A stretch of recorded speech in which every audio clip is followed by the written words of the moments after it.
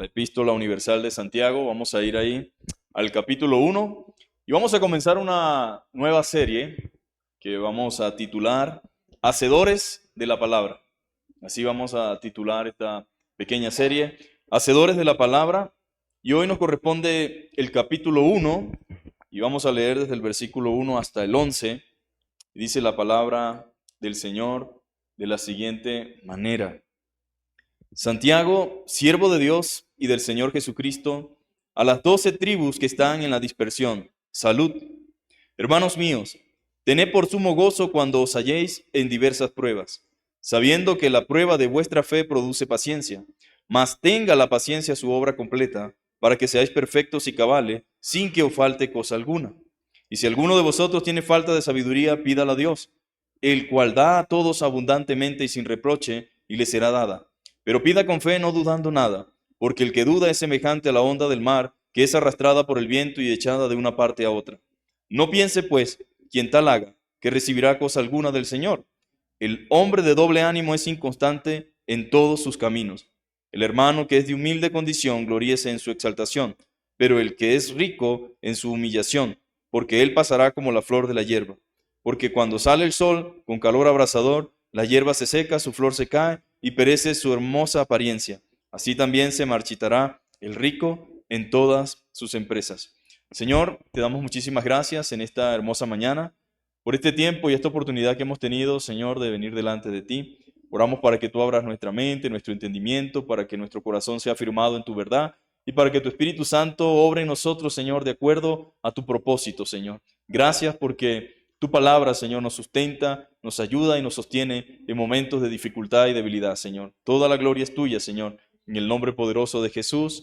Amén. Entonces, el tema de la mañana de hoy es en medio de las pruebas. En medio de las pruebas.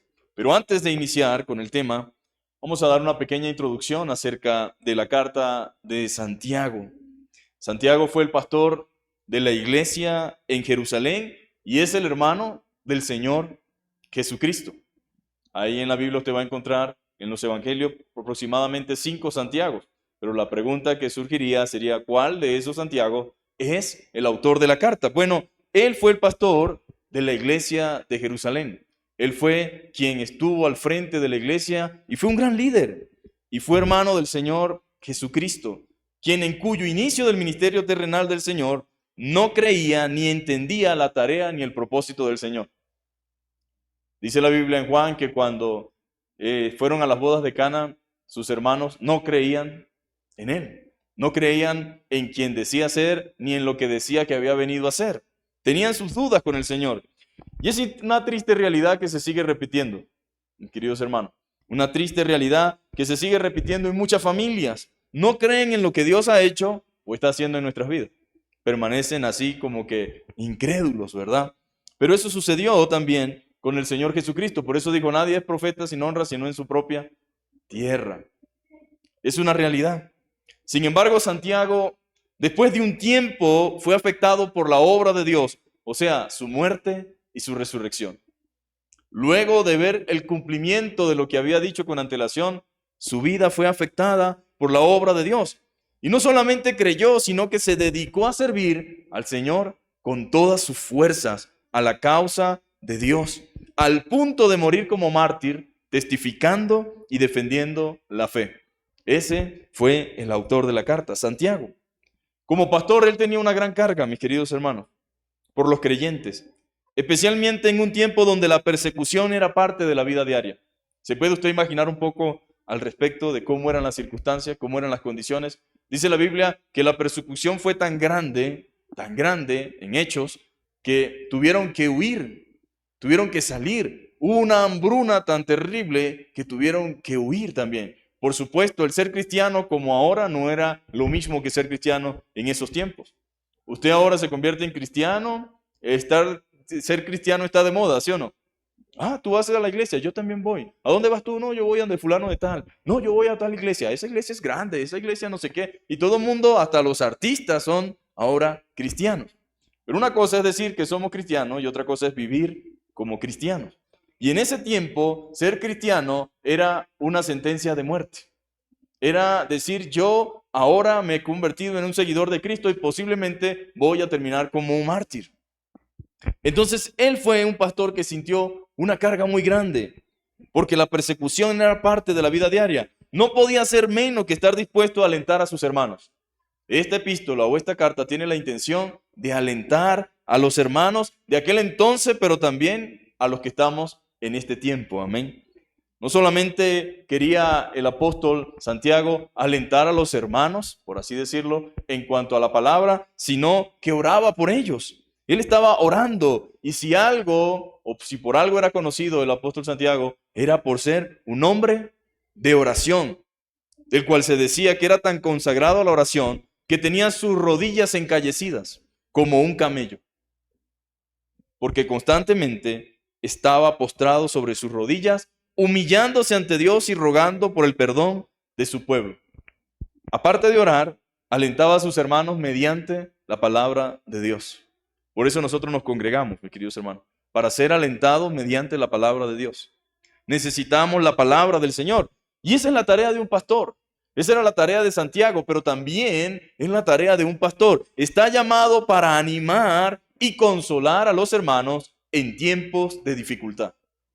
Estamos llamados para consolar y animar a los hermanos en tiempos de dificultad. Debemos recordarles lo que la palabra de Dios dice.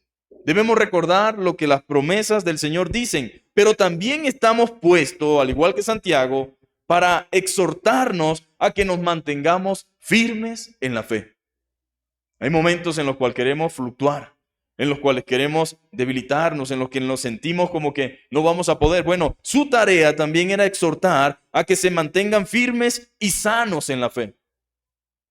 Ahora, en medio de la persecución, en medio de las acechanzas, tal vez la tentación era latente, constante, estaba constantemente en la mente de los hermanos. No, pero ¿cómo vas a dejarte matar por el Señor? No, ¿y qué tal cosa? Pero bueno, tú puedes tener una relación muy personal con Dios y que la gente no sepa. No existe tal cosa, mis amados hermanos. En el día de hoy hay gente que dice que tiene su relación con Dios, ¿verdad? No la comparte, no la vive, no la predica, no la enseña, porque según el Dios y yo tenemos una relación. Pero eso es falso. El cristiano debe identificarse con Cristo. La tentación de ocultarnos, la tentación de no proclamar, de no hablar, siempre va a estar latente, pero es precisamente en los momentos de dificultad en los cuales un pastor, y en este caso Santiago, ayuda y exhorta a los hermanos a que se mantengan firmes y sanos en la fe. Mantenernos firmes y sanos en la fe. La carta surge en primera instancia de la voluntad de Dios y de la preocupación de Santiago al ver la actitud de muchos creyentes ante la adversidad. ¿Cómo nos comportamos ante la dificultad? ¿Cómo nos comportamos ante la lucha, ante la prueba? ¿Cuál es nuestra reacción? Esta carta muestra, mis amados hermanos, la conducta y la actitud correcta que los cristianos debemos tener ante las diferentes circunstancias de la vida. ¿Cómo vamos a responder ante esta situación? ¿Cómo vamos a reaccionar ante esta circunstancia? Bueno, parte de lo que Santiago busca por medio de la carta es alentar a los hermanos a confiar en Dios en tiempos de dificultad, a mantenerse firmes y a exhortarlos a que se mantengan sanos en la fe, a que vivan la palabra, mis queridos hermanos. Condena la hipocresía de muchos que se hacen llamar cristianos. Esta carta ataca directamente a aquellos que dicen una cosa con la boca, pero con los hechos dicen otra cosa completamente distinta. La fe, mis amados hermanos, nuestra, la fe que profesamos y que proclamamos, debe ser congruente con la forma en que vivimos. Debe ser congruente con la forma en que nos comportamos. Entonces, esta carta nos exhorta a vivir lo que predicamos. Nos exhorta a ser hacedores de la palabra y no solamente oidores olvidadizos. No solamente oidores, sino hacedores. Es un llamado a poner en acción mediante las obras nuestra fe. ¿Dónde está la fe que dices tener? Manifiéstala por medio de acciones y por medio de hechos. Es el pastor Santiago diciéndonos, vive lo que predica, vive lo que crees, pon en acción la fe que profesa y actúa como Dios espera de ti. Actuemos como Dios espera de nosotros. El propósito es animarnos a que mostremos al Señor en nuestra vida diaria, mis queridos hermanos. Ese es el propósito. Entonces Santiago se presenta como el siervo de Dios y del Señor Jesucristo. Qué hermoso es poder ver a un hombre, ¿verdad? del cual se dice la Biblia era una de las columnas de la iglesia de Jerusalén. Un hombre que estaba ejerciendo una tarea. Era la primera iglesia, la iglesia naciente. Era una iglesia que estaba fundada sobre los fundamentos y literalmente bajo el inicio de lo que Dios había organizado. Pero Santiago se presenta como siervo de Dios. No se presenta con títulos, no se presenta como alguien importante, no usa al Señor porque era mi hermano. Él sabía, sí, él era mi hermano en un sentido físico, por así decirlo, porque nació por obra y gracia del Espíritu Santo a través de María. Pero no era mi hermano en sí, no era en sí mi hermanito como cualquier hermano que puede tener cualquier mortal. Era el Dios viviente que se hizo carne y vino a este mundo. Yo soy, dice Santiago, siervo de Dios y del Señor Jesucristo. Eso es lo que yo soy. No vengo aquí a traerme título ni a valerme de ninguna posición, sino a presentarme como lo que somos. Ahora, ¿cuánta falta hace, verdad, que la gente entienda lo que verdaderamente es? Con ustedes, el reverendo, el pastor de la primera iglesia, no, y el título por aquí, el título por allá. No, mis amados hermanos, somos siervos del Señor. Somos esclavos del Señor. Somos instrumentos del Señor. Somos siervos. Esa frase debe estar en nuestra boca. Somos siervos. Estamos haciendo lo que hacemos por la misericordia y la gracia de Dios y debemos presentarnos como eso. Somos pastores, somos líderes, estamos ejerciendo una tarea en la iglesia, sí, somos siervos del Señor. Pero esa idea no debe írsenos a la cabeza a tal punto de hacernos creer que somos especiales o importantes, más que cualquier otro. Y Santiago comienza a tratar un tema delicado en la congregación, en la vida de los creyentes, pero siendo ejemplo y presentándose como lo que deberíamos sentir todos nosotros, siervos de Dios, doulos del Señor, esclavos del Señor. Y él se presenta de esa manera. Ahora, ¿por qué él escribe esta carta? Porque la iglesia estaba experimentando una gran persecución, estaba presentando una gran situación de dificultades, de necesidades, de carencia, de circunstancias económicas, de problemas con la justicia, de tener que estar ocultándose, huyendo de un lugar a otro y siempre sentenciados a muerte. Y por lo tanto el temor y la angustia, la preocupación, la ansiedad, el miedo era algo que estaban experimentando los creyentes. Y durante esos periodos en que somos sometidos a prueba, requerimos y necesitamos algo muchísimo más fuerte que nosotros. Hay problemas y circunstancias en la vida que no se pueden solventar solamente con una mente positiva. No es suficiente creer que yo puedo hacer esto, que yo puedo hacer aquello. Se requiere algo más fuerte que nosotros y que lo que estamos enfrentando. Y de allí el valor incalculable de la palabra de Dios. Por eso, mis amados hermanos, la palabra de Dios debe ocupar el primer lugar en todo lo que hacemos en la iglesia. Ahí está el valor incalculable de la palabra de Dios para animar y consolar a quienes atraviesan por periodos difíciles. Somos consolados mediante la palabra de Dios. La Biblia está llena de ejemplos, mis queridos hermanos, de hombres y mujeres que encontraron en Dios fortaleza. ¿De dónde viene la fortaleza? Pablo dijo, el gozo del Señor es mi fortaleza. La fortaleza viene de parte del Señor. Es la fortaleza que viene del Señor. Y estos hombres y mujeres encontraron en el Señor la fortaleza para hacer lo inimaginable. En los momentos en los cuales ya creían que no iban a poder seguir avanzando, en los cuales creían que ya no podían más, en ese momento, de manera especial, de manera sobrenatural, de manera específica, el Señor venía a ellos mediante el Espíritu Santo y los revestía de una gracia especial para afrontar y hacer frente a las 1001 dificultades que estaban por delante. Encontraron en Dios fortaleza, encontraron en Dios consuelo. Pablo dice, fuimos abrumados en su segunda carta a los Corintios, en el capítulo 1, más allá de nuestras propias fuerzas, de manera que perdimos toda esperanza de vida. Pero todo esto sucedió para que no confiásemos en nosotros mismos, sino en Dios, el cual nos consuela y nos libra, dice Pablo. Nuestra confianza debe estar en el Señor. De Él viene la esperanza, de Él viene la paz en medio de la tormenta. Amén. En pocas palabras, Santiago está siendo muy realista con los hermanos. Él no está aquí vendiéndole un cuento chino, ni engañándolos emocionalmente. Está diciendo una gran verdad. Los salmos, mis queridos hermanos, son un ejemplo de oraciones en periodos difíciles. Ayúdame, Señor. Ten misericordia de mí.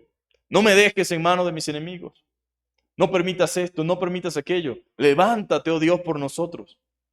Son oraciones hechas en periodos difíciles, tanto de alabanza como de clamor. Y es por eso que el pastor Santiago, mis queridos hermanos, de la iglesia de Jerusalén, envía esta carta. Está con la finalidad de animarnos a los creyentes.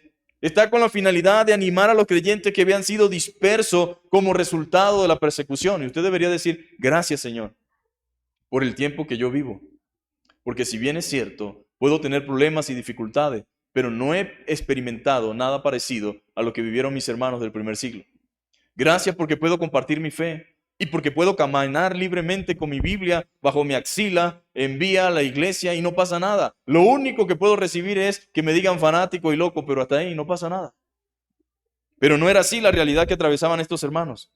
Ellos estaban atravesando por situaciones complejas y difíciles y requerían ser animados y fortalecidos en su ser interior para seguir perseverando en medio de las pruebas. Perseverando en medio de las pruebas. Desde que Cristo vino al mundo, mis queridos hermanos, los creyentes hemos tenido que experimentar el rechazo y la persecución. Cristo dijo a sus discípulos, el mundo los aborrecerá. Ahora, no entiendo la insistencia de tantos cristianos de creer que estamos en la era happy de la iglesia. En la era de amor, de que todos nos aman y yo los amo, no importa. Yo no bebo, pero yo me echo un trago para compartir con ellos y no pasa nada. Y tenemos que dejar que la gente se dé cuenta de que no, nosotros no somos iguales que los demás. Nosotros hemos sido llamados de un reino de tiniebla a su luz admirable. Y estamos llamados a vivir a la altura del reino en el cual estamos. Por lo tanto, mis queridos hermanos, el mundo nos aborrece. Ahora, si usted practica el pecado, si usted consiente el pecado, si usted llama bueno a lo que es malo, si usted no le parece importante la eternidad, si usted no se preocupa porque la gente sea salva, pues entonces ellos no van a ver ninguna diferencia entre usted y ellos. Pero si usted vive el evangelio, si usted predica el evangelio, no el suyo, ni el del pastor tal, ni del hermano tal, sino el evangelio bíblico, entonces usted va a ser señalado, usted va a ser cuestionado, usted va a ser de una u otra forma afectado por su relación personal con Cristo. Y la Biblia es muy clara, mis queridos hermanos. El mundo los aborrecerá. Pero ¿cómo que Jesús dice que si a mí me aborrecieron, a ustedes también lo van a aborrecer y ahora resulta que nosotros somos amigos de todos y todos son amigos nuestros? Algo tenemos que estar haciendo mal, porque no me imagino al apóstol Juan sentado con Herodes allí, que representaba la política de Roma, ¿verdad? Pero Juan lo veía y Juan tal vez en su humanidad no quería decirle, pero el deber llama, mis queridos hermanos. Y tenía que decirle, Herodes, esa es la mujer de tu hermano. Y tanta ira y tanta rabia sentía esa mujer hacia Herodes, que apenas tuvo la oportunidad pidió la cabeza de Herodes en un plato. Entonces, el evangelio si es el mismo, hoy, mañana y siempre, si Dios no cambia y la palabra es eterna, inmutable, ¿por qué ahora hemos cambiado el sentido de las cosas? ¿Por qué ahora todo el mundo no tiene problema con los pastores? No, chévere, ese pastor es calidad. No, ese hermano es chévere. Ese hermano baila pegado, bebe, toma, él no se enrolla, no es religioso.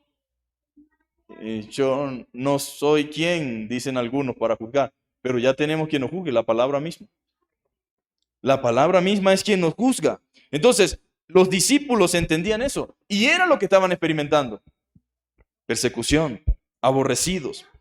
Ahora puede que no nos persigan de manera literal a través de las autoridades como en aquel entonces, pero sí hay una especie de persecución. Sobre todo con aquellos que están tratando de vivir piadosamente. Hay una especie de hostilidad, de rechazo interno, incluso dentro de la familia y fuera de la familia, cuando nos mantenemos fieles y firmes a las convicciones. Pero si comenzamos nosotros a relajarnos, a bajar el estándar de Dios y a vivir como viven los demás, pues no vamos a tener ningún problema. Y creo que ese es el engaño en el que está mucha gente que se hace llamar cristiana en el día de hoy. Por supuesto, no me malinterprete, nosotros no queremos ser enemigos de nadie. Nosotros no queremos que la gente no nos quiera, pero muchas veces decir la verdad duele. Muchas veces decir la verdad divide, porque aunque decimos que la verdad es la verdad y debemos defender la verdad, hermanos, la verdad trae problemas.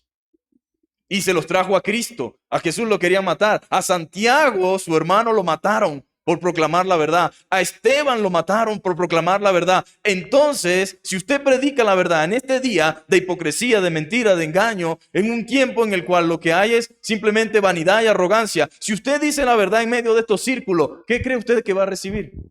¿Caricias? ¿Amor? Imagínese un pastor entre políticos diciendo la verdad. Yo creo que si fuera lo suficientemente valiente para decir la verdad, no estaría ahí sentado con ellos, porque no quisieran tenerlo a su lado. Peor aún, cómo meter en la iglesia políticos corruptos, mentirosos, estafadores y levantarle la mano diciendo que este es el candidato que Dios quiere. Pues eso no lo haría Santiago, no lo haría el Señor. El sufrimiento y las lágrimas, mis queridos hermanos, han acompañado a los creyentes a lo largo de la historia. Por supuesto, esto no quiere decir que la vida cristiana sea simplemente dolor. Hay gozo, hay satisfacción, hay perdón, el gozo de la salvación, la alegría que da haber tenido el privilegio de conocer al Señor, de poder haber nacido de nuevo, el gozo interno que no podemos explicar que siente una persona nacida de nuevo, que no sabe cómo expresárselo a otro, pero que está ahí adentro, que sobreabunda y como dice la Biblia, de su interior corren ríos de agua viva, mis queridos hermanos. Eso está allí con nosotros. Y como dijera un hermano en una oportunidad, esta es la paradoja de la vida cristiana, que el dolor puede convivir con el gozo. Esta es la paradoja porque no se puede explicar, no es algo coherente. ¿Cómo alguien en medio del sufrimiento puede tener gozo y puede tener paz? Pues eso solamente lo puede tener una persona que haya experimentado una relación personal con Cristo, alguien que tenga a Cristo en su corazón.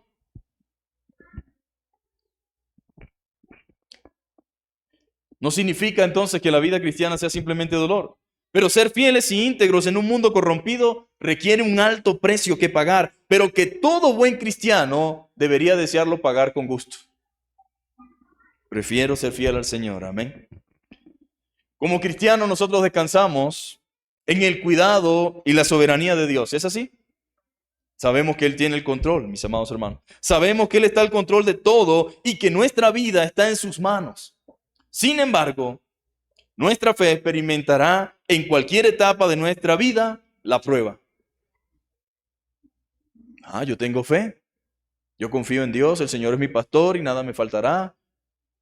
Claro, confío en Dios porque sé de dónde sacar. Confío en Dios porque la nevera está llena. Confío en Dios porque todo está al día, no debo nada y tengo algo en la cuenta. Sin embargo, nuestra fe, que significa confianza en Dios, que tiene que ver para algunos quizás en esa circunstancia de tener el control de todo, ¿verdad? Cuando económicamente tenemos el control de todo, estamos tranquilos. Pero ¿qué pasa cuando somos desprovistos de todo control financiero o económico? Podemos en ese tiempo, en ese momento decir, el Señor es mi pastor y nada me faltará. Podemos confiar en la providencia y en la provisión de Dios en esos tiempos de dificultad. Bueno, nuestra vida va a ser puesta a prueba. No solamente en eso. ¿Podemos seguir confiando en un Dios que dice que guarda a su pueblo cuando nos están masacrando? La mujer de Job no aguantó la presión y dijo, maldice a Dios y muérete. Porque Dios no existe. Si existiera te va a permitir vivir eso. Como la mujer es necia has hablado. Dijo Job. En Él esperaré, aunque me matare. Amados hermanos, no significa que nosotros no vayamos a ser probados. Todos vamos a ser probados. Algunos ya han pasado por pruebas. Otros están en proceso y algunos están por experimentar su primera prueba. Pero todos vamos para allá. Y no se trata de si queremos o no queremos. Hay hermanos que dicen, yo no pido paciencia porque la paciencia trae prueba. Y es que eso no lo decide usted ni lo decido yo. Eso lo decide Dios, que sabe qué necesitamos ambos. Él sabe qué necesito yo y lo que yo necesite y lo que sea necesario para que yo entonces pueda crecer y desarrollarme como la persona o el hombre o la mujer que Él quiere. Él lo va a permitir por mi propio bien. Entonces todos, mis queridos hermanos, vamos a experimentar la prueba. Todo cristiano será puesto a prueba. De manera que Santiago nos ayuda a ver las pruebas de la manera correcta. ¿Cómo vemos las pruebas? Si le preguntaran esta mañana, ¿cómo ve usted la prueba? ¿Qué me diría? Bueno, yo no quiero pruebas, pastor. Señor, reprenda al diablo. Aquí no. Aquí hay gozo, bendición, abundancia, prosperidad y ta, ta, ta, ta, ta, ta. ¿Sí? Bueno, una forma de ver en qué Dios ha confiado usted es precisamente en medio de la prueba. Porque Dios sigue siendo Dios. Aunque a mí me parezca o no me parezca por lo que esté pasando, Dios sigue siendo Dios y sigue estando en el lugar que siempre ha estado y donde permanecerá eternamente, en los cielos y en su gloria. Entonces, ¿cómo ve usted la prueba? ¿Qué me diría usted en esta mañana? ¿Sabía usted que Dios puede probarnos de muchas formas? ¿Sabe usted que Dios puede probarnos de muchas formas, pero siempre con un propósito? Dios puede probarme, pero siempre con un propósito, nunca por capricho ni por crueldad, al contrario, siempre pensando en engendrar nuestro crecimiento y provecho espiritual. Siempre que Dios permite una prueba en mi vida, tiene el propósito de generar en mí, de generar en usted, de generar en nosotros, en su iglesia, crecimiento y provecho espiritual. Ahora, siempre tenga en mente que Dios nos ama. Nunca dude de eso. Si usted es un hijo de Dios, sepa esto. Dios me ama. Dios nos ama como su pueblo, como su iglesia. Nunca dude de eso. Porque si hay algún momento en el cual el diablo ataca nuestra mente, es durante el periodo de prueba. Y el que tenga un esposo inconverso, una esposa inconversa, hijos inconversos, ¿y dónde está Dios? Para eso es que vas tú a la iglesia. Para eso estás tú todo el tiempo orando y clamando y mira lo que te pasa, mira lo que acontece. El diablo, en medio de las pruebas, le encanta venir a nuestra mente con ideas y pensamientos falsos diciendo, ¿dónde está el Dios al cual tú has sido tan fiel, Jot? ¿Dónde está el Dios en el cual tú has creído? Y eso viene a nuestra mente. Por eso le digo, nunca dude del amor de Dios con cada uno de ustedes. Nunca dude del amor de Dios, porque es en la prueba en el cual viene constantemente ataques a nuestra mente. Y Santiago sabía que sus hermanos estaban viviendo cualquier cantidad de circunstancia y sabía que necesitaban una palabra de ánimo. Necesitaban ser animados mediante la palabra. Cosa muy distinta a lo que sucede o lo que se enseña en el día de hoy. Muchos creyentes están engañados viviendo en una burbuja emocional. Escúcheme bien, engañados viviendo en una burbuja emocional donde se les enseña que Dios solo quiere hacerles ricos, prósperos, que no tendrán ningún tipo de problema, ninguna enfermedad, ignorando los propósitos y los planes del Señor. ¿Y qué si Dios quiere glorificarse por medio de mí? Mediante un dolor, mediante una enfermedad, mediante un sufrimiento. Esta enfermedad no es para muerte, dijo de Lázaro, ¿verdad? Sino para la gloria de Dios. O sea, Dios, mis amados hermanos, tiene planes y propósitos mayores que los nuestros. Porque mis pensamientos no son vuestros pensamientos, ni mis caminos vuestros caminos. Y así como son más altos los cielos que la tierra, así son mis caminos más altos que vuestros caminos y mis pensamientos más altos que vuestros pensamientos. Pero muchas veces la gente se vive en una idea equivocada de Dios.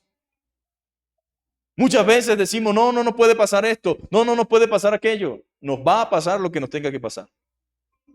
Y va a suceder lo que Dios crea necesario que me suceda. Y créame, si yo entiendo que Dios me ama, y si yo entiendo que nada sucede por capricho, sino con una intención, y porque hay propósito en Dios, y su intención es llevarme a convertirme en el hombre y la mujer que Él quiere que sea, entonces yo no voy a tener problemas. Por eso Santiago llama a los hermanos y le dice, hermanos míos, tened por sumo gozo cuando os halléis en diversas pruebas. No se desanimen, no pierdan el norte, no se desenfoquen, no dejen de mirar a Dios, no se les olvide que Él está en control y que Él tiene el dominio y que detrás de todo esto hay algo glorioso que no podemos ver ahora, pero que está allí. Pero necesitamos confiar en el Señor, necesitamos creer a su palabra. Este tipo de creyente que vive en esa burbuja emocional y en ese engaño, en el momento de la prueba, difícilmente se sostiene porque no tiene de dónde agarrarse. No conoce la palabra de Dios. No puede entender lo que Dios quiere hacer. Y viven en amargura, en resentimiento, sin gozo, acongojados, afligidos, decepcionados, y algunos dicen, no, yo me decepcioné de eso. Eso es puro cuento, esa iglesia. Pero no es así. No es lo que dice la palabra de Dios. Lo primero que Santiago resalta a los creyentes, porque esta carta va dirigida a creyentes, ¿verdad? A creyentes que sufrían y a creyentes que sufrirán. Uy, no, pero qué palabra tan terrorífica del pastor. ¿Cómo pretende que uno se anime con esas palabras? Si usted no lo anima la palabra de Dios, no lo anima nada. Así crea las mentiras que quiera creer. Lo que verdaderamente lo va a animar es la palabra de Dios. Eso es lo que debe animarlos. Pablo dice, muchas veces somos atribulados para que con la misma consolación que somos consolados, porque así como abundan las tribulaciones en Cristo, así abundan sus consolaciones, entonces nosotros también podamos consolar a otros que están en tribulación. Ahora, yo creo que un cristiano debe ser la persona más empática que debe existir sobre la tierra. Debe ser una persona sensible ante el dolor y la necesidad ajena. Y muchas veces, cuando no lo somos, entonces Dios tiene que permitir procesos en nuestra vida para que entonces podamos sensibilizarnos. Nadie sabe lo que es estar en un hospital hasta que pasa por allí. Nadie sabe lo que es la necesidad hasta que le toca. Nadie sabe el valor que tiene ayudar a alguien en un momento de necesidad. Y a veces Dios tiene que hacernos pasar por un montón de situaciones para que entonces entendamos y para que entonces nos pongamos manos a la obra. Entonces, lo primero que Santiago resalta a los creyentes, como les dije al principio, porque es una carta que va dirigida a cristianos de aquella época y para nosotros en el presente es, hermanos míos, tened por sumo gozo cuando os halléis en diversas pruebas. Mis hermanos, la prueba no indica que ustedes están haciendo las cosas mal, porque en el día de hoy la moda es cristiano que está pasando problemas, cristiano que está en pecado. Cristiano que no le salen las cosas como la planifica, cristiano que está en pecado. Cristiano que no anda en carro nuevo, cristiano que está en pecado. Cristiano que no tiene empleo de 10 millones para arriba, cristiano que está en pecado. ¿Y quién dijo eso? La Biblia no enseña eso. Mis hermanos, la prueba no indica que ustedes están haciendo las cosas mal. Forma parte del proceso de Dios para nuestras vidas. No se amarguen, mis queridos hermanos, ni se resientan y no cuestionen la sabiduría de Dios. Dios puede estar probando mi confianza. Dios puede estar probando mi fe. Y no es así que le dijo a Abraham, te voy a dar un hijo y después que me lo da, entonces dice, ahora sacrifícame a tu único hijo. Yo me imagino a Abraham en su mente luchando y batallando con pensamientos, ¿sí o no? Porque era ser humano. Pero ¿cómo que no tengo hijos? Me había resignado, me emocionas, me lo das y ahora me lo quitas. Pero dijo algo muy cierto. Dios se proveerá de sacrificio y de cordero. Por eso fue llamado amigo de Dios, porque creía en Dios, confiaba en Dios, el Padre de la fe. Mis amados hermanos, muchas veces son procesos que Dios permite en nuestras vidas. No debo amargarme, no debo resentirme, no debo cuestionar la sabiduría de Dios ni sus planes. Solamente debo confiar en Él y en su voluntad. En Él y en su voluntad. Vengan lo que venga, mis amados hermanos. Venga lo que venga. Vean las pruebas como algo de valor en la vida nuestra. Como algo de valor que generará en ustedes provecho presente y también provecho futuro. Afróntelo con una actitud correcta. Gócese en la obra que Dios está haciendo en ustedes a través de la prueba. La Biblia dice que a los que aman a Dios, todas las cosas les ayudan a bien. A los que aman a Dios, a los que confían en Dios, todas las cosas le ayudan bien. Gócese en la obra de Dios, en lo que Dios esté haciendo en cada uno de nosotros a través de la prueba o la circunstancia que nos esté tocando vivir. La Biblia dice, tened por sumo gozo cuando os halléis en diversas pruebas. Santiago no dice si os halláis, como que bueno, si les llega a pasar, no.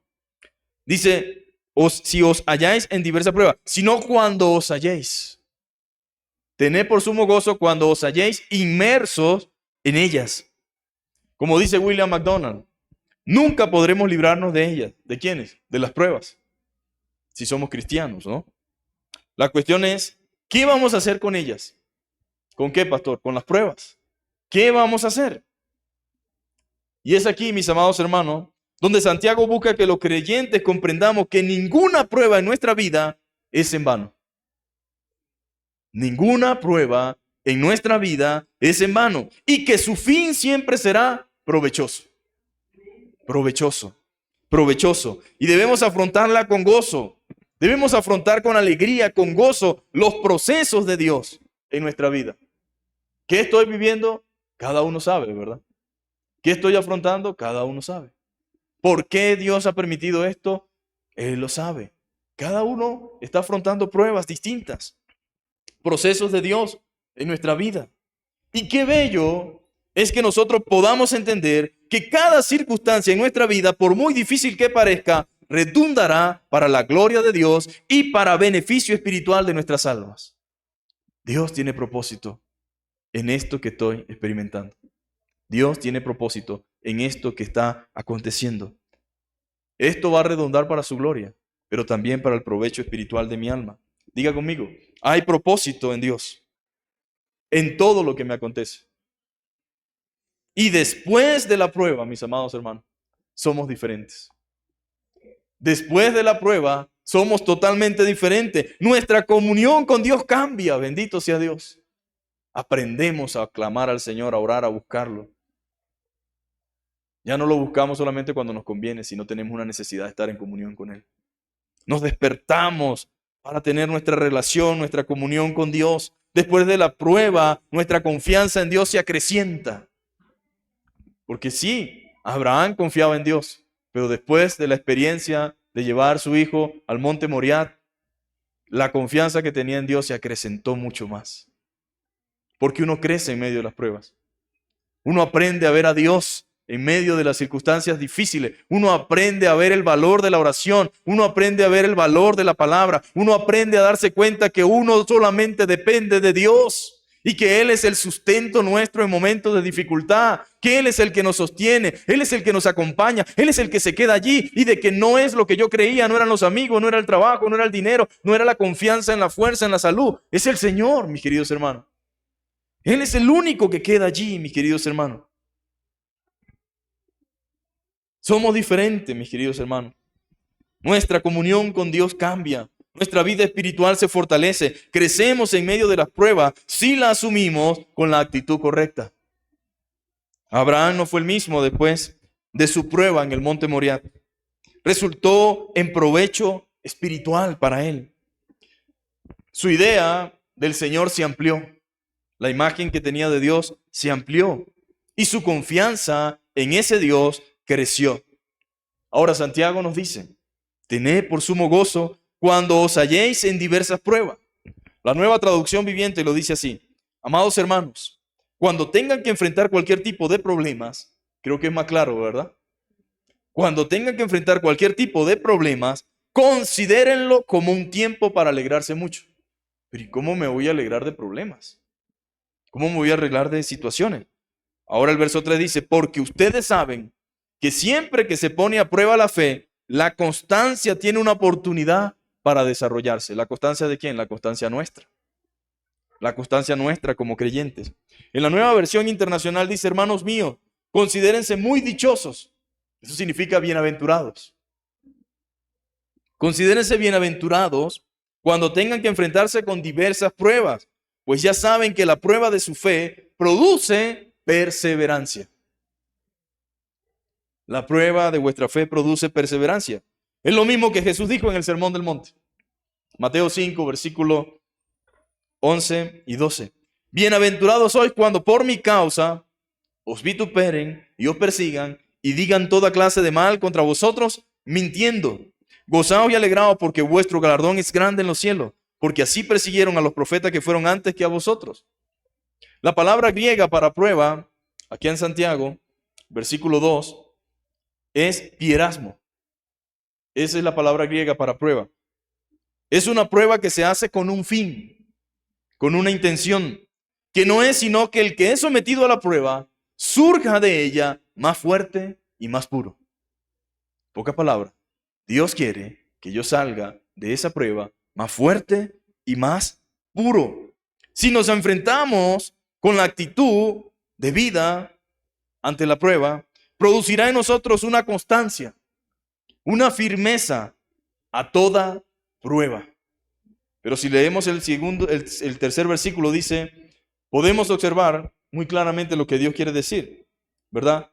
Dice, sabiendo que la prueba de vuestra fe, ¿qué produce? Paciencia. Y la palabra griega para paciencia es hipomone. Disculpen mi griego, ¿no? Pero es para que entendamos con mayor claridad el texto, ¿verdad? Es hipomone, que significa resistencia. ¿Qué quiere Dios? Lograr cristianos fuertes, lograr cristianos maduros, lograr cristianos perseverantes, lograr cristianos resistentes. En pocas palabras, no cristianos blandengues. No es cristiano que doy 100 para que me den 200. No cristianos que lloran porque tienen el carro del 2022 y quieren el del 2024. No cristianos que se ponen bravos porque no tienen las zapatillas de marca. No cristianos que andan pensando solamente en más y más y más y más. No. Dios no quiere que seamos cristianos de conflay, de cajitas de cereal. Quiere que seamos cristianos no de cartón, sino de verdad. Cristianos firmes, cristianos valientes, cristianos que consideran y entienden lo que es la eternidad, lo que es el cielo. Cristianos que valoran lo que Dios ha hecho en su vida. Cristianos que piensan en lo que Dios quiere que nosotros hagamos por otro. Y Dios dice, mis amados hermanos, que la prueba de vuestra fe produce paciencia. Significa resistencia, aguante con alegría. Porque una cosa es aguantar ahí, pero no sé cuándo voy a salir corriendo, ¿verdad? Cuándo voy a soltar. No es un aguante instantáneo, es un aguante con alegría y esperanza. Como diciendo, esto no es para siempre.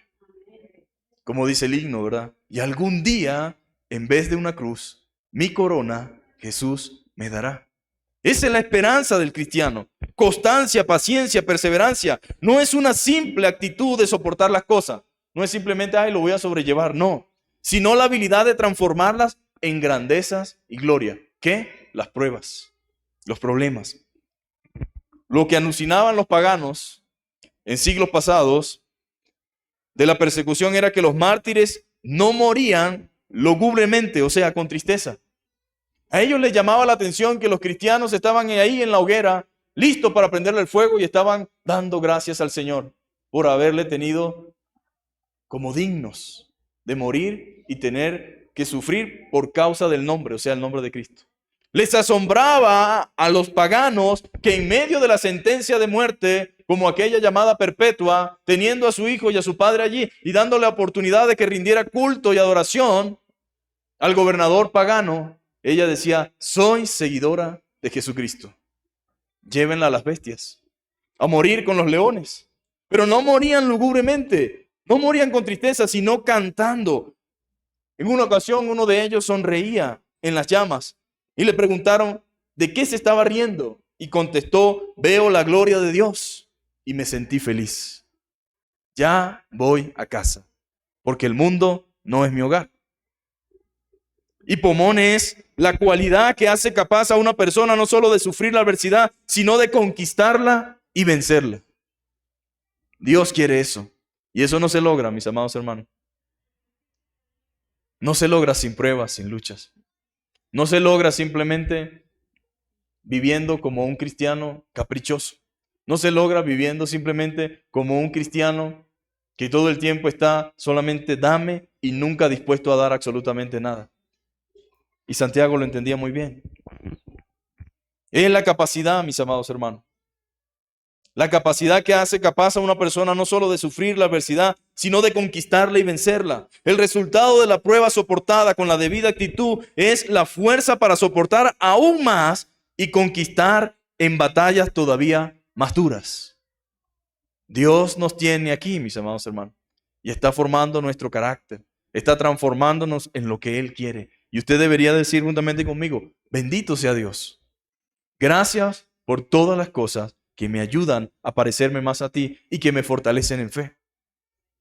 No se trata, mis amados hermanos, de lo que nosotros queremos. Porque nosotros podemos querer cosas muy equivocadas. Podemos querer cosas muy alocadas, muy atontadas. Pero lo que Dios quiera para mí siempre será lo mejor. Ahora dice la Biblia en el verso 4, mas tenga la paciencia su obra completa, para que seáis perfectos y cabales, sin que os falte cosa alguna. Mas tenga la paciencia su obra completa, para que seamos perfectos y cabales, sin que os falte cosa alguna. En la Nueva Versión Internacional dice así: y la perseverancia debe llevar a feliz término la obra, para que sean perfectos e íntegros, sin que le falte nada. Esta constancia, que nace de la prueba, debidamente aceptada, hace a una persona perfecta.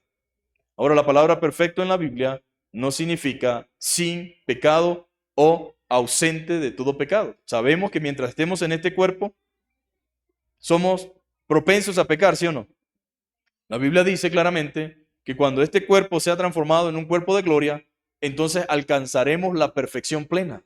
Pero cierta frase o cierta palabra, dependiendo del contexto, tiene un significado. El significado de que seamos perfectos y cabales tiene que ver con telios, que en el griego es el sentido de hacer a la persona idónea y capaz para realizar la tarea para la que vino al mundo. En pocas palabras, la idea de que seamos perfectos significa, la idea es alcanzar madurez.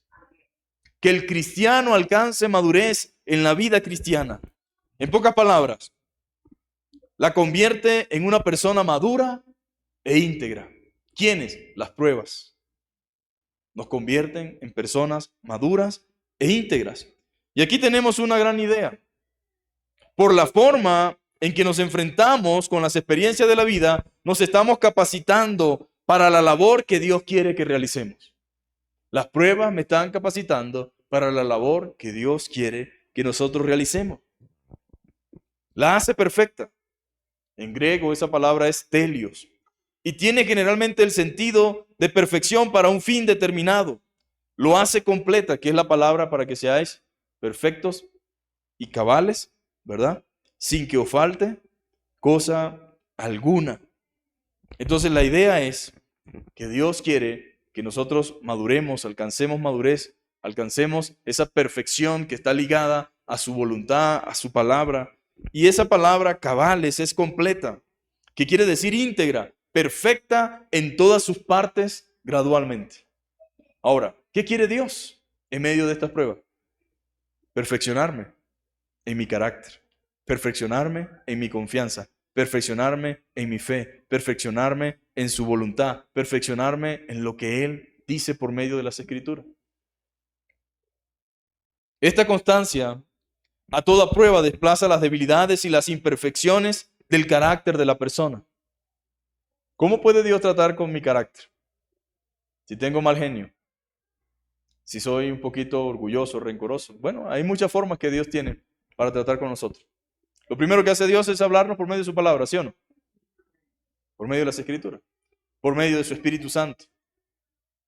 Seguimos en nuestra insistencia de no querer hacer, de no querer vivir de la forma que Él demanda. ¿Qué hace Dios? Circunstancias, situaciones, dificultades. No me refiero a las que nos buscamos nosotros mismos, me refiero a las que Dios permite para llevarnos a lo que Él quiere.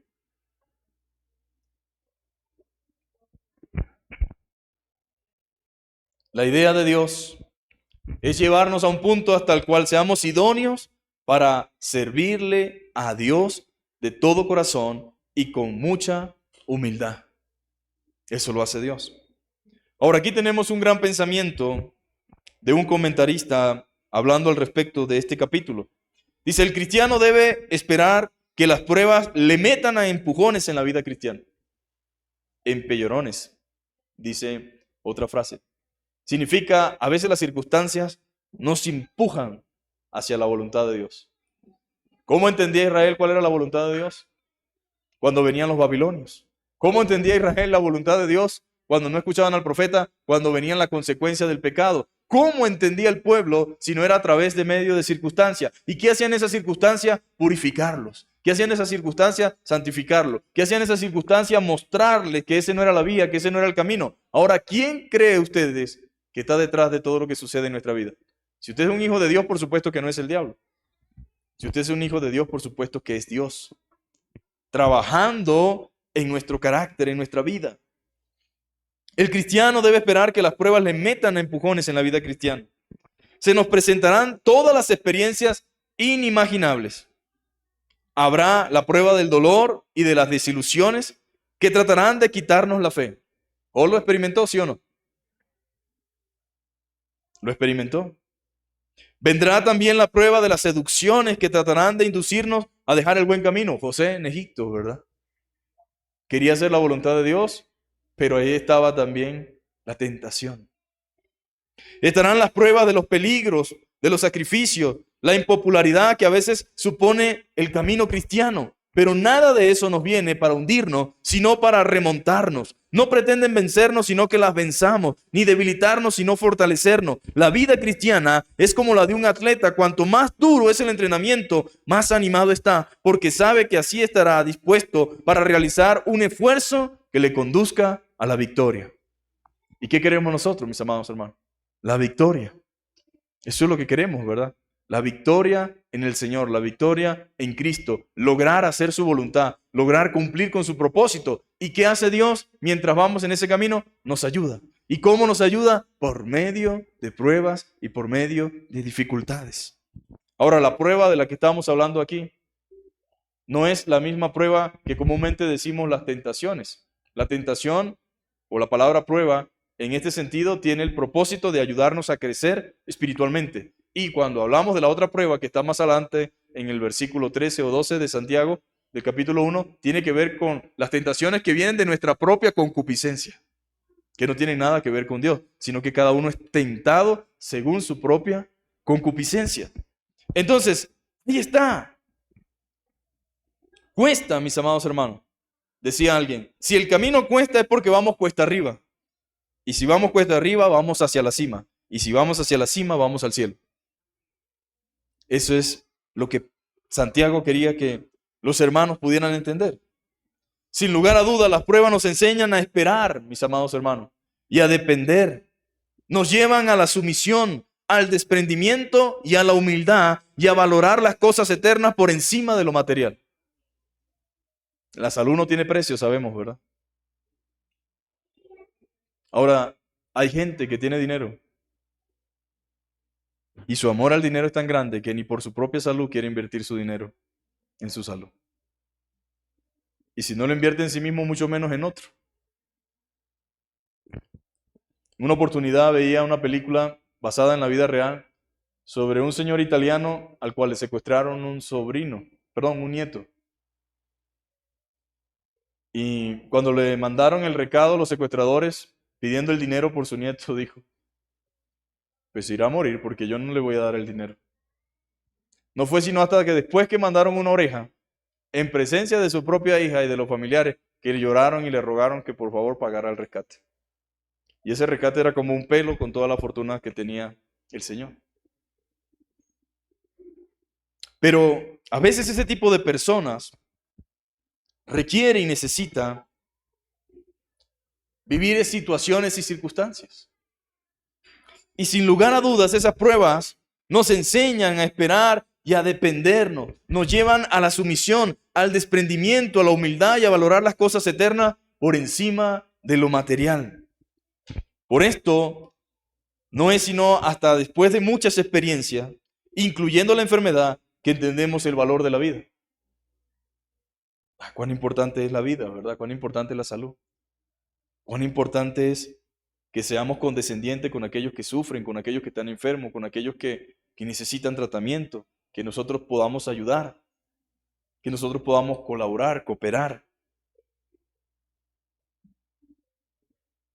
No es así para todos, tal vez dirán algunos, pero necesitamos en algunos casos particulares que Dios trabaje en cada área de nuestra vida. No olvide usted, mi querido hermano, que Dios sabe cómo tratarnos y hasta dónde puede apretarnos.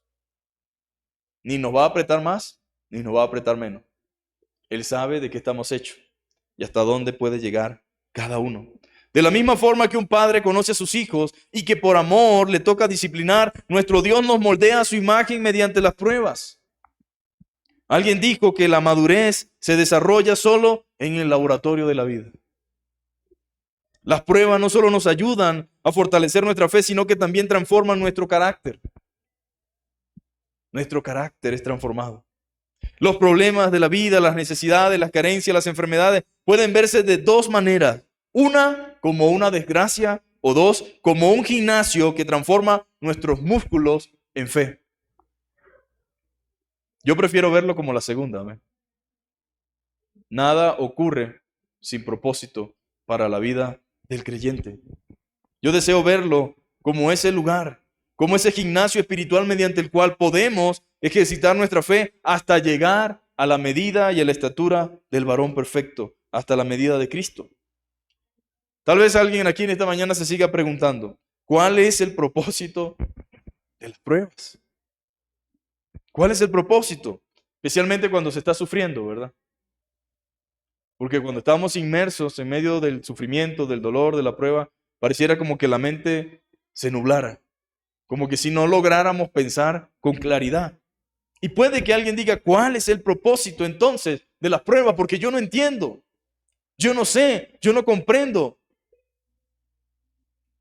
Pero el propósito de las pruebas en la vida del creyente es la perfección del carácter cristiano en sus hijos. Dios quiere perfeccionar nuestro carácter. Él quiere que sus hijos sean maduros, que sus hijos sean perfectos. Él desea que sus hijos alcancen madurez, que sus hijos se desarrollen. ¿Y cómo se pueden desarrollar si no es a través de las pruebas que vienen para producir en nosotros paciencia, que vienen para producir en nosotros dependencia, que vienen para producir en nosotros realmente dependencia de Dios y nos ayudan a darnos cuenta de que no debemos actuar de manera independiente? Las pruebas producen paciencia, mis queridos hermanos, lo cual significa resistencia, firmeza, pero a su vez conducen al creyente a una madurez más profunda en Cristo. Confiar en Dios, mis queridos hermanos, durante las pruebas, por supuesto, exige fe y confianza de parte del cristiano, pero Dios tiene un propósito divino en mente, nos ayuda a someternos a Él. Nuestra fe es probada para producir en nosotros fortaleza, aguante, constancia, perseverancia, que son cualidades necesarias en la vida cristiana. Yo las necesito, usted las necesita, todos las necesitamos, pero necesita Dios producirlas en nosotros. Usted necesita ser un cristiano robusto, amén.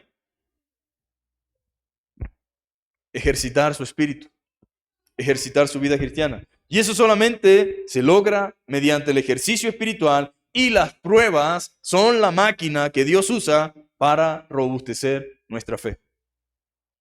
Qué bueno es poder testificar de lo que Dios ha hecho, ¿verdad?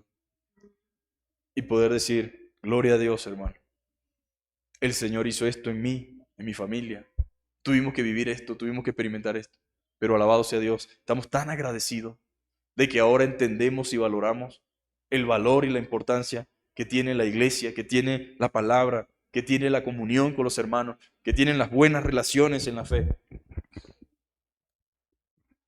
En Primera de Pedro, capítulo 1, versículos 6 y 7 dice, en lo cual vosotros os alegráis, aunque ahora por un poco de tiempo, si es necesario, tengáis que ser afligidos en diversas pruebas.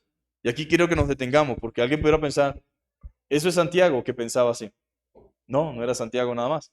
Era Pedro, era Pablo, era el Señor. Es toda la Biblia, mis amados hermanos. En lo cual vosotros os alegráis, aunque ahora por un poco de tiempo. Y mire qué hermoso es esto. Dios nos prueba por periodos de tiempo. No va a durar para siempre.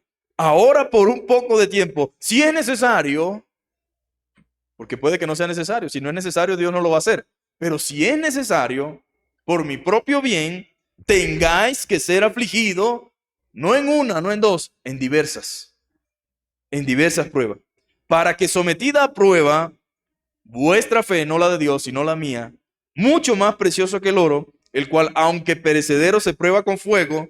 ¿Cómo se prueba el oro? Con fuego. Dice, sea hallada en alabanza y gloria y honra cuando sea manifestado Jesucristo. Uno puede saber si realmente confía en Dios hasta que llega el momento de confiar en Dios.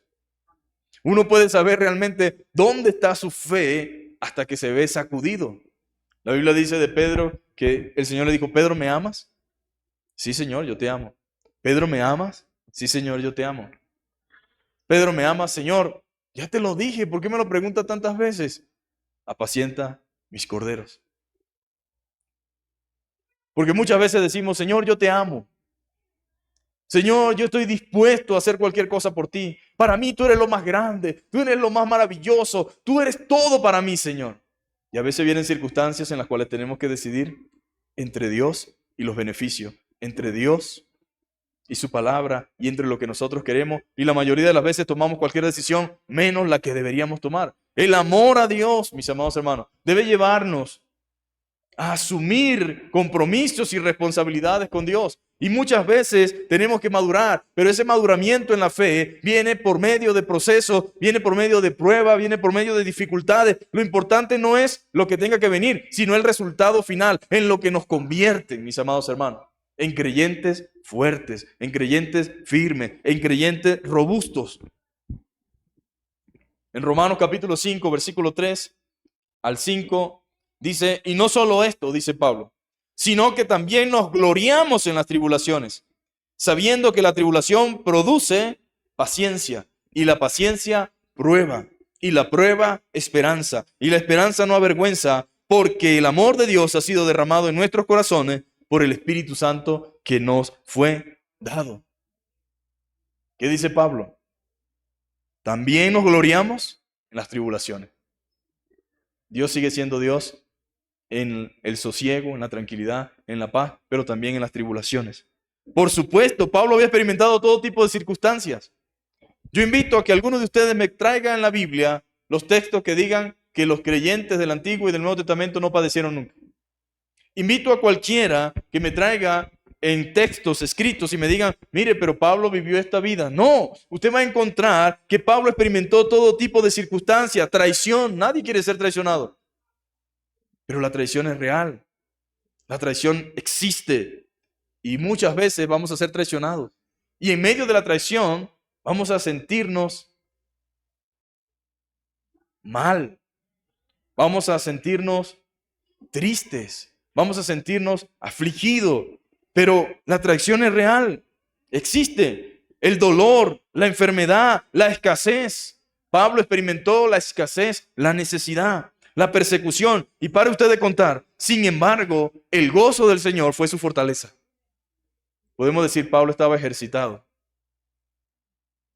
Pablo había pasado por un montón de pruebas y podía hablarnos con fundamento.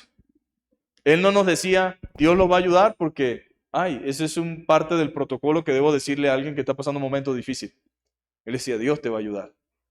No solamente en esta, sino en las que vengan. Yo mismo he experimentado el dolor. Yo mismo he experimentado el sufrimiento, pero he visto el socorro y la mano del Señor en cada una de mis tribulaciones. He estado en alta mar, he sido náufrago, pero ahí ha estado el Señor. He estado en medio de ladrones, pero ahí ha estado el Señor. He estado en peligro, pero ahí ha estado el Señor. He estado yo azotado en la cárcel, pero ahí ha estado el Señor. He estado yo viviendo las 1001 experiencias, pero en ninguna estuve solo. Ahí estaba el Señor. La vida cristiana realmente no es exitosa porque está ausente de dificultades. Es exitosa porque triunfa aún en medio de las dificultades. Es exitosa porque se eleva por encima de las calamidades, mis amados hermanos.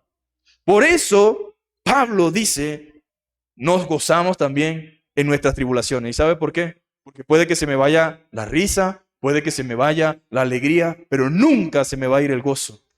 Porque la tristeza y la alegría dependen de circunstancias.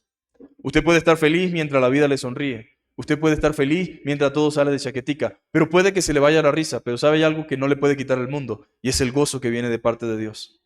Es el gozo que viene de parte de Dios. Y Pablo pudo decir, nos gozamos en medio de las tribulaciones. Coexistimos y vivimos con el sufrimiento, con el dolor, pero Dios está por encima de todo eso. El gozo del Señor es mi fortaleza. El verdadero cristiano no solo tiene una esperanza para el futuro, sino que tiene confianza en el presente, en las aflicciones de la vida. No solamente vemos al futuro como un futuro muy lejano, vivimos el presente confiados, amén, en la gloria y el poder de Dios. La fórmula es como alguien escribió. Cristo, dice, la prueba más Cristo es igual a paciencia. Paciencia más Cristo es igual a prueba, que significa experiencia. Y prueba más Cristo es igual a esperanza, mis queridos hermanos.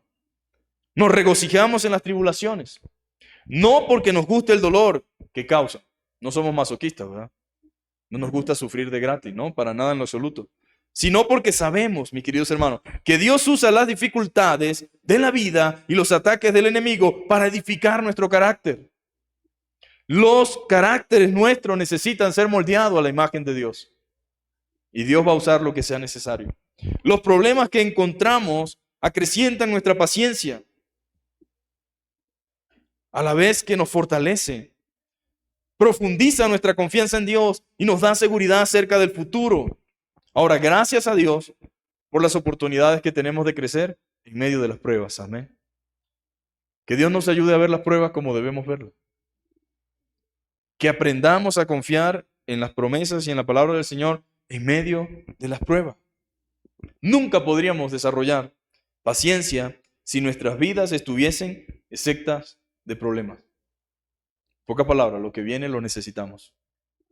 Pero podemos decidir cómo afrontamos lo que viene. Amén. Podemos decidir cómo afrontamos lo que viene. La semana que viene continuamos con la serie, amén, con esta serie de la carta de Santiago. Y la idea es que podamos llevar la secuencia, amén. Tanto acá presente y los que no puedan venir por lo menos la puedan seguir para que puedan al final del libro, amén, al final de la carta, poder llegar a conclusiones exactas, amén. Y decir gracias, Señor, porque tu palabra nos sostiene. ¿Qué le parece si nos ponemos de pie y oramos al Señor? Vamos a darle gracias a Dios por todo, amén. Por todo lo que acontece en nuestra vida, desde todas las perspectivas y en todos los sentidos. Puede que yo esté experimentando ahorita un proceso. Puede que de repente ahorita esté pasando por problemas de salud. Puede que de repente ahorita esté pasando por problemas diferentes, índoles, lo que sea. Lo importante es que usted entienda que si usted ama a Dios, todo tiene propósito en Él. Y que podamos decirle, Señor, yo quiero que tú me ayudes. Yo sé que yo solo no puedo, pero con tu ayuda, con tu palabra, con tu poder, con tu Espíritu Santo, yo puedo hacer frente a toda esta dificultad. Señor, ayúdame a encontrar contentamiento y gozo en medio de lo que estoy experimentando. Y que todo esto redunde para tu gloria y para tu honra. Que pueda ser un instrumento de bendición para otros que sufren y padecen, para otros que están experimentando quizás lo mismo, Señor. Padre, en esta mañana te damos gracias, Señor. Gracias por tu palabra, la cual es verdadera, Señor. Gracias, Señor, porque hoy tú puedes mostrarnos, Señor, lo que tú quieres a través de Santiago decirnos, Señor. Gracias, Señor, porque tú quieres hacernos hombres y mujeres, Señor, cristianos firmes y fieles, Señor. Que permanezcan, Señor amado, en un constante crecimiento, Señor. Padre, te doy gracias por todo lo que tú has permitido hasta ahora, hasta este momento, Señor. Es difícil, Señor, tener que depender. Es difícil, Señor, tener que aprender a esperar. Es difícil, Señor, tener que callar. Es difícil, Señor, Padre amado, convivir con la adversidad, con el dolor. Pero, Padre, todo tiene propósito en ti, Señor amado. No estamos, Señor, a la tienta, Señor, ni a la casualidad. Estamos en las manos de un Dios real, verdadero, un Dios que se manifiesta, un Dios que escucha, un Dios que sabe, que conoce y que obra por el bien de su pueblo y de sus hijos, Señor. En este momento queremos presentar no solamente nuestras vidas, sino la vida de nuestros hermanos alrededor del mundo, Señor. En distintos lugares de la tierra, en distintas lenguas, donde tienes tu pueblo, Señor, donde está tu iglesia, aquellos que están sufriendo por causa de la persecución, aquellos que están sufriendo por causa de la hostilidad, aquellos que están padeciendo por necesidad, los hermanos, Señor, en países en conflicto, Señor amado, ten misericordia de ellos, Señor. Ayúdales, Señor. Para ellos, Señor, vaya nuestra oración en esta hora de ánimo, de consuelo, que tú puedas visitarles, Señor, en este tiempo y fortalecerles internamente de una manera sobrenatural y especial, así como fortaleciste a Pablo mientras estaba en el naufragio y mientras estuvo en la cárcel, Señor. Padre, ayúdanos también a nosotros acá, Señor. Cada uno enfrenta diferentes pruebas, Señor. Padre, pero todos tenemos el mismo Dios misericordioso, el mismo Dios generoso, el mismo Dios bondadoso, el mismo Dios consolador y el mismo Dios fiel, Señor amado. Nos apropiamos de esa verdad, Señor, y confiamos, Señor, en que en medio de todo esto, Señor, hay propósito, Señor, y hay, Padre amado, Señor, alabanza para la gloria de tu nombre. En Cristo Jesús oramos, Señor. Bendecimos en esta hora también a los que nos ven, a los que nos escuchan, Señor, por los distintos medios, Señor. Padre, bendíceles, ayúdales a ellos también, Señor, y fortaléceles, Señor, según sea la necesidad. En el nombre poderoso de Jesús. Amén y amén. Que Dios les bendiga, mis amados hermanos.